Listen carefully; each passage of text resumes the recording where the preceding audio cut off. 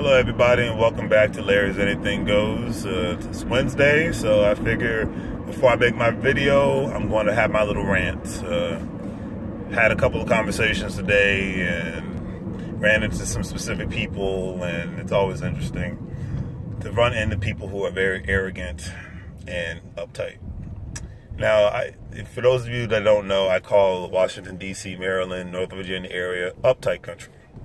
The reason why I call it uptight country is because you have a lot of people here who make a good amount of salaries, you know, live in overpriced homes, drive overpriced cars, and they have a great sort of self-entitlement of, I'm better than the rest of society because I live in a specific house and I drive a specific car. But yet you just have a big mortgage and a big car payment. Yeah, I'm so impressed with that. But I find it intriguing, so I overheard two individuals having a conversation today in regards to the size of their home and the name brands of their specific cars. And I just thought I was just chuckling to myself, and it was like, a certain lady and man was like, well, I won't date this individual if they don't make this. Or I won't date an individual if they didn't go to this college. I won't date an individual if they don't make this salary. And the list goes on and on and on, and you got counties here. I'll speak on the Northern Virginia side because that's where I'm from. You got counties in Northern Virginia where, as my mother called it, people are house poor and car poor. So they got the six-figure salary, sometimes even more than that. But they're still barely getting by, and that's why half of them are usually lose sleep, kind of like George Costanza on Seinfeld. If there's like an extra 25 cents to their bill at a restaurant or something like that, it just makes me laugh.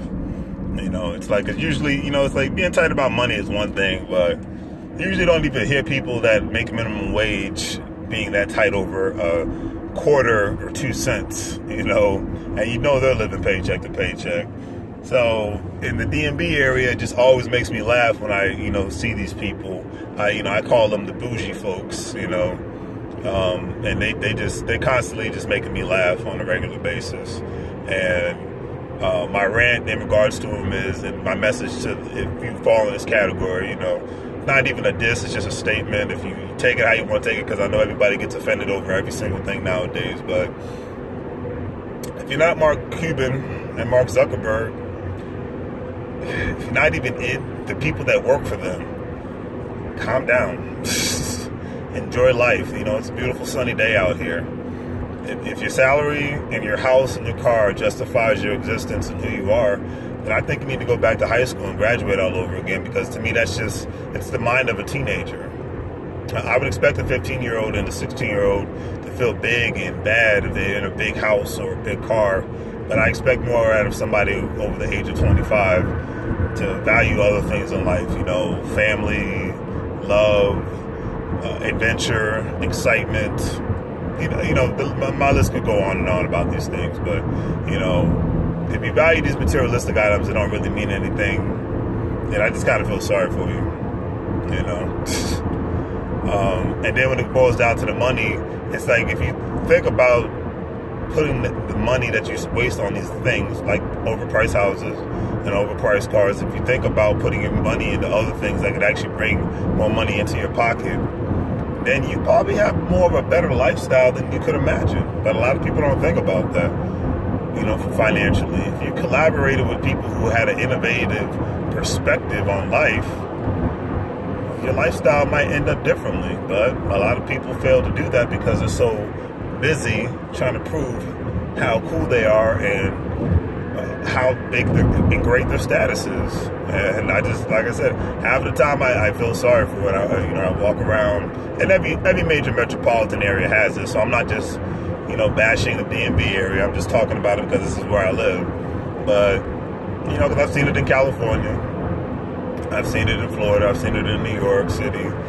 Every place has it. It just makes me laugh when I see it, and it just, it's like you're not that special because you're sipping on Starbucks. You live in an overpriced house or an apartment.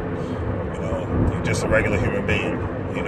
And even if you are Mark Zuckerberg or Mark Cuban or Bill Gates. You're still a human being at the end of the day. And I think if people would just concentrate on being a human being and not all this other nonsense that society wants to label people as, I think probably this would be a better world and a better place to live in. But maybe it's an idealistic approach in a way of looking at things, but this is my perspective. You know, this is my rant for Wednesday. And, you know, I don't know. I guess I look at it like this. I'm high on life. I'm high on love. I'm high on adventure, the possibilities of things that can and will happen in the future. And that's what I get my rocks off on. So, you know, that's my rant for the day. Bougie and arrogant, check yourself. You know, I've had to check myself on a multitude of levels when it comes to things in life. I'm not perfect, but one thing most people can never call me is arrogant and bougie. You know, maybe a little too honest, maybe a little jerk every now and then. But for the most part, you know, I consider myself to be a humble person, and I thrive off of humble people, not arrogant people. You know, so that's my rant for today. I hope you guys enjoy the rest of your week, and catch you guys next time. If you haven't done so, please like and subscribe and share my page. Larry's Anything Goes. Take care.